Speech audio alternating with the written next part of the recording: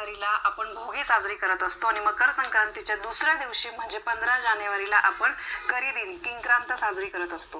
तर बघा, मकर संक्रांत यंदा कशावर आहे, कोणत्या रंगावर आहे आणि त्यामुळे कुठला रंग वर्ज्य करायचा आहे, त्यानंतर मकर संक्रांतीच्या दिवशी कुठले शुभ रंग घातले पाहिजे, सुगड पूजन, भोगी, किंक्रांतीला काय केलं गेलं पाहिजे, मकर संक्रांतीच्या दिवशी कुठलं आपल्याला दान करायचं आहे की जेणेकरून मकर संक्रांतीवरून पुण्य आपल्याला मिळेल, ही सगळी या 3 दिवसांची सगळी माहिती मी तुम्हाला आजच्या व्हिडिओमध्ये देणार आहे।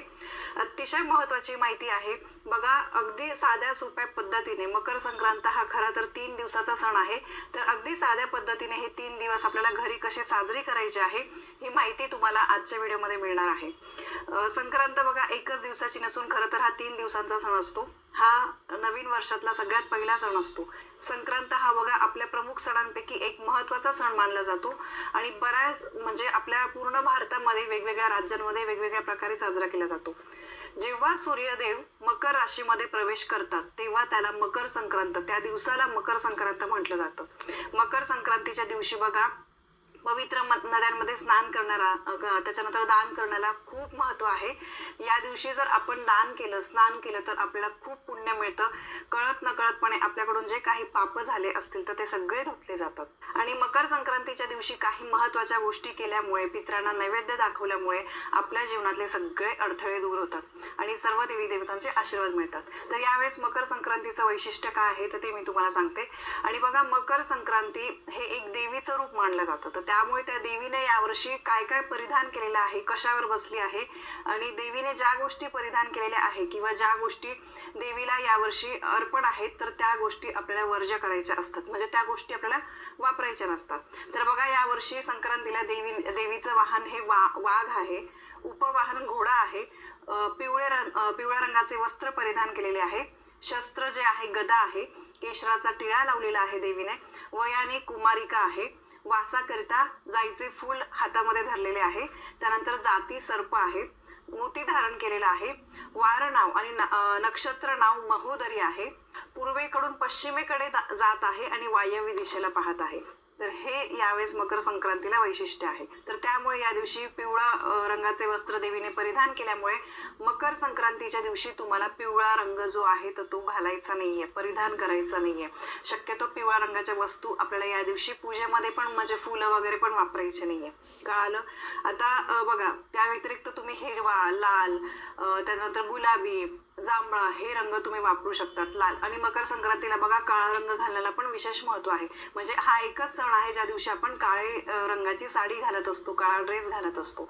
फक्त यावर्षी देवीचा रंग पिवळा, म्हणजे देवीने पिवळ्या रंगाचे वस्त्र घातल्यामुळे पिवळा रंग जो आहे तो आपल्याला घालायचा नाहीये, ठीक आहे?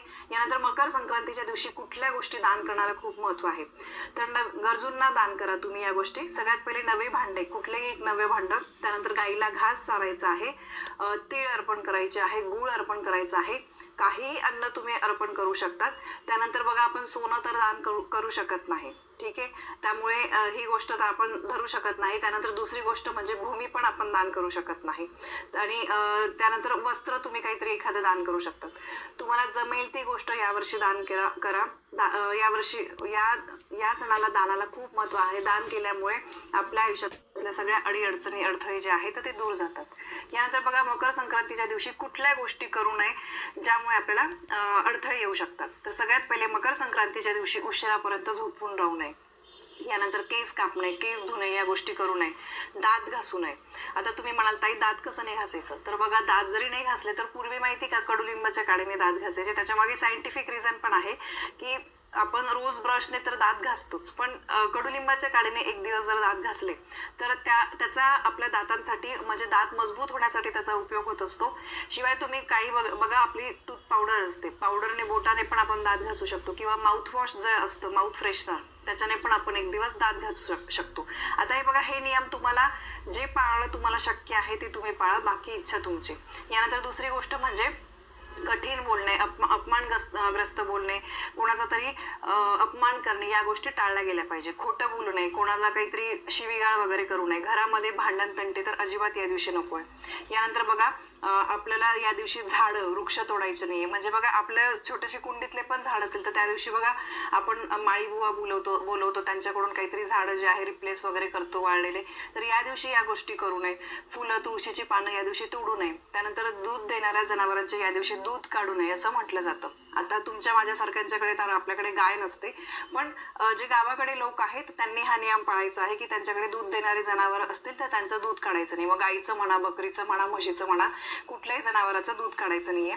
या दिवशी ब्रह्मचर्याचं पालन करायचं आहे. मांसाहार कटाक्षाने टाळायचा आहे. ठीक आहे. आणि बघा या दिवशी सुगड पूजन केलं जातं. सुगड पूजन कसं करायचं याचं प्रत्यक्ष व्हिडिओ मी तुमच्यासाठी बरोबर वेळेच्या आधी आणेन. आणि सुगड पूजन जे आहे तर कोणीही करू शकतं घरातलं, असं काही नाही की याने नाही त्याने नाही, महिला पुरुष कोणीही करू शकतं. दुसरी गोष्ट म्हणजे जर स्त्रीला 7वा महिना लागला असेल तर तिने करू नये. 7व्या नंतरच्या 7वा असेल, 8वा असेल, 9वा महिना असेल तर त्यांनी करायचं नाहीये. कारण बघा याच्या मागे सायंटिफिक रिझन पण असतं की 7वा महिना लागल्यानंतर त्या स्त्रीला स्वतःची काळजी घेणं जास्त महत्वाचं असतं. तर त्यामुळे कुठलीही पूजा अर्चा 7वा महिना लागल्यानंतर करत नाही असं आपण म्हणतो. तर बघा हे सगळे नियम आहे. यातले जमतील तेवढे नियम तुम्हाला पाळायचे आहे. अगदी सोपे नियम आहे, फार काही अवघड असे काही नियम नाहीये. फक्त या गोष्टी आपल्याला लक्षात ठेवायच्या आहे. या चुका आपल्याला होऊ द्यायच्या नाहीये. यानंतर मकर संक्रांतीच्या दिवशी काय करायचंय तर बघा सगळ्यात पहिले सकाळी उठल्यानंतर अंघोळ झाल्यानंतर आपल्याला सूर्याला अर्घ्य द्यायचा आहे. हो, या दिवशी सूर्यदेव मकर राशीमध्ये प्रवेश करत असतात आणि या दिवसाला सूर्याला खूप महत्व आहे. या दिवशी तर तांब्याच्या तांब्यामध्ये तुम्हाला बघा हळद, कुंकू, अक्षता टाकायचं आहे, चंदन टाका, त्यामध्ये एक पांढरे तीळ टाकायचं आहे, फूल टाकायचं आहे आणि सूर्याकडे बघून ओम सूर्यदेवताय नमः, ओम सूर्यदेवताय नमः असं म्हणून तुम्हाला सूर्याला अर्घ्य द्यायचं आहे. ठीक आहे. नंतर या दिवशी झाडूची सुद्धा आपल्याला पूजा करायची असते. झाडू खरेदी करणं या दिवशी शुभ मानलं जातं. झाडू साक्षात लक्ष्मीच त्यामध्ये असते. आपण बघा लक्ष्मीपूजनाला आपण झाडूची पूजा करतो.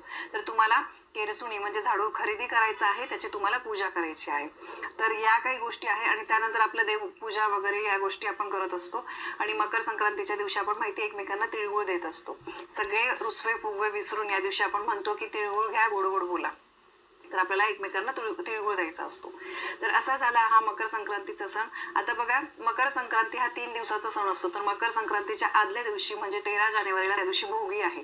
या दिवशी जुन्या वाईट गोष्टींचा आपल्याला त्याग करायचा असतो. भोगी म्हणजे नेमकं काय बघा, भोगी याचा अर्थ खाणे किंवा उपभोगणे.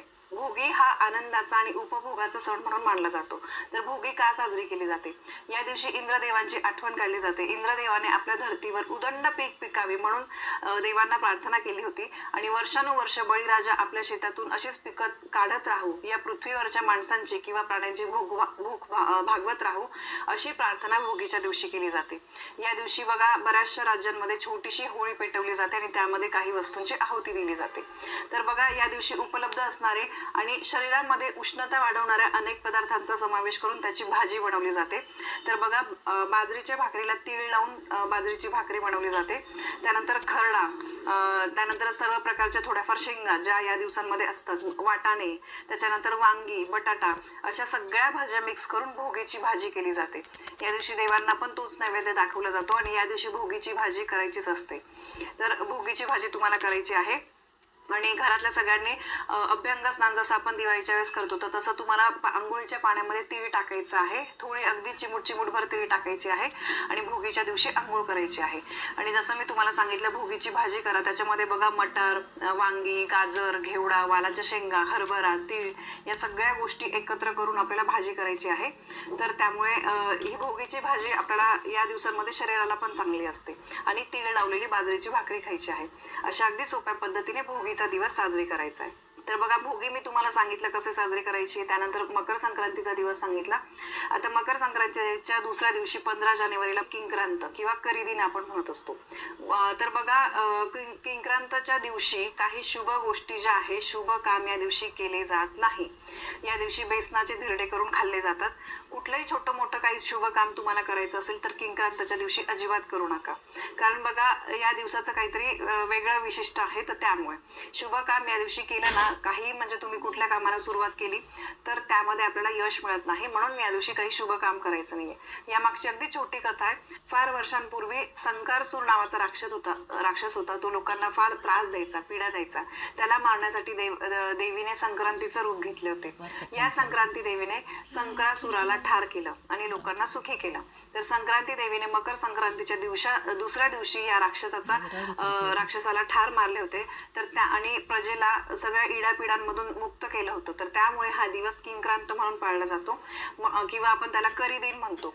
म्हणून या दिवशी काही शुभ काम केलं जात नाही. तर बघा, किंक्रांताच्या दिवशी आपल्याला फार काही असं काही करायचं नसतं. फक्त आपल्याला लक्षात ठेवायचं आहे की या दिवशी आपल्याला काही शुभ काम करायचं नाहीये.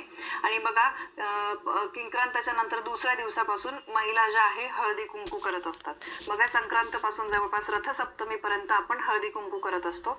तर ते पण मी तुम्हाला त्याचा व्हिडिओ सांगेल नक्की इन डिटेल मध्ये. आणि बघा, किंक्रांताच्या दिवशी करीदिनाला कुठल्या गोष्टी करायच्या नाही. तर चांगल्या कामांची सुरुवात करायचीच नाहीये. यानंतर लांबचा प्रवास टाळायचा आहे. कुठे तुम्हाला लांब अगदी म्हणजे अर्जंट असेल तरच जा, पण नाहीये आजचं उद्यावर धकवू शकतो तर फार लांब जायची गरज नाही. लांबचा प्रवास टाळायचा आहे. त्यानंतर बघा, देवीला तुम्हाला काही गोडाधोडाचा नैवेद्य तुम्ही किंवा तीळ आणि गुळ अर्पण केलं तरी पण चालेल. घरामध्ये वादविवाद टाळायचे आहे, शांतता ठेवायची आहे. या दिवशी मांसाहार वगैरे करायचं नाही, कारण ऑलरेडी हा दिवस म्हणजे शुभ काही कामं करत नाही आणि त्यातल्या त्यात अशा चुका केल्या तर नक्की मग आपल्याला काहीतरी त्याचे त्रास सहन करावे लागतात. आणि बघा, मग किंक्रांताच्या दुसऱ्या दिवसापासून रथसप्तमीपर्यंत हळदी कुंकू असतं आणि बोरनान पण करतात. तर बोरनान म्हणजे काय, अगदी शॉर्टमध्ये सांगते. मुलं जन्माला आल्यानंतर त्यांची म्हणजे जी पहिली संक्रांत असते तर त्या पहिल्या संक्रांतीला त्या लहान बाळाला काळे झबले किंवा काळा ड्रेस घालून आजूबाजूचे इतर लहान मुलं बोलून बोरनान केलं जातं. मुलं 5 वर्षाचे होईपर्यंत तुम्ही बोरनान करू शकतात. मुलांच्या अंगावर हलव्याचे दागिने घातले जातात. हलव्याचा मुकुट, कानातले, हातातले असं घातलं जातं. त्यांना काळे कलरचे कपडे घालायचे आहे. पाटावर बसून त्यांचं औक्षण करायचं असतं. आणि औक्षण केल्यानंतर 5 सवाष्णांनी औक्षण केल्यानंतर त्यांच्या डोक्यावर तुम्हाला बोरं, ऊस, त्यानंतर भुईमुगाच्या शेंगा, चुरमुरे, त्यानंतर चॉकलेट असे लहान मुलांचे जे आवडीचे पदार्थ आहे 5-6 पदार्थ एकत्र करून, पण बोरे, ऊस, भुईमुगाच्या शेंगा, त्याच्यानंतर चुरमुरे हे तर तुम्हाला घ्यायचंच आहे. त्या मुलाच्या डोक्यावर टाकायचं आहे. बोरनान घातल्यामुळे मुलाच्या त्याला जो पुढचा उन्हाळा येणार आहे तर तो बाधत नाही, त्याचं आरोग्य चांगलं राहतं. हे त्यामागचं सायंटिफिक रिझन आहे. म्हणून मुलांचं तुम्ही ते 5 वर्षाचे होईपर्यंत दरवर्षी सुद्धा तुम्ही बोरनान करू शकतात. आतापर्यंत केलं नसेल तर तुम्ही करू शकता. आणि दुसरी गोष्ट म्हणजे आपल्याला हळदी कुंकवाला सुरुवात करायची आहे. बघा, तुम्ही बघाल मकर संक्रांतीनंतर बऱ्याचशा स्त्रियांच्या घरी हळदी कुंकू असतं. तर हळदी कुंकू तुम्ही घरी 7, 11, 5 जेवढ्या जास्त जमतील तेवढ्या सवाष्ण महिलांना बोलवायचं आहे. हळदी कुंकू लावायचं आहे. कपाळी काहीतरी वाण द्यायचं आहे. भले 5 रुपयाची वस्तू द्या, 10 रुपयाची, असं काही गरज नाही की फार भारीच वस्तू वगैरे. वाण देण्याला महत्व आहे. काहीतरी उपयुक्त वस्तू तुम्ही बघा, टिकली, बांगडी या वस्तू सुद्धा देऊ शकतात जे सवाष्णाचे अलंकार आहेत. त्यांना तुम्ही वाण द्यायचं आहे. आणि त्याच्यानंतर काहीतरी खायला म्हणजे एक प्रसाद म्हणून तुम्ही तिळगुळ जरी दिला, तिळगुळ तर द्यायचाच आहे आपल्याला. यासोबत तुमची इच्छा, तुम्ही कोणी नाश्ता ठेवतं, कोणी जेवण ठेवतं, कोणी काहीतरी असं स्नॅक सारखं ठेवतं, ते तुमच्यावर आहे. पण सवाष्ण महिलांना रथसप्तमीपर्यंत तुम्ही घरी बोलवायचं आहे. हळदी कुंकू हा करायचाच आहे. ठीक आहे.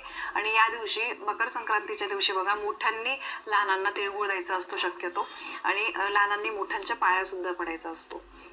तर असा हा मकर संक्रांतीचा 3 दिवसाचा सण आहे. भोगी, मग संक्रांत आणि मग किंक्रांत म्हणजे करीदिन.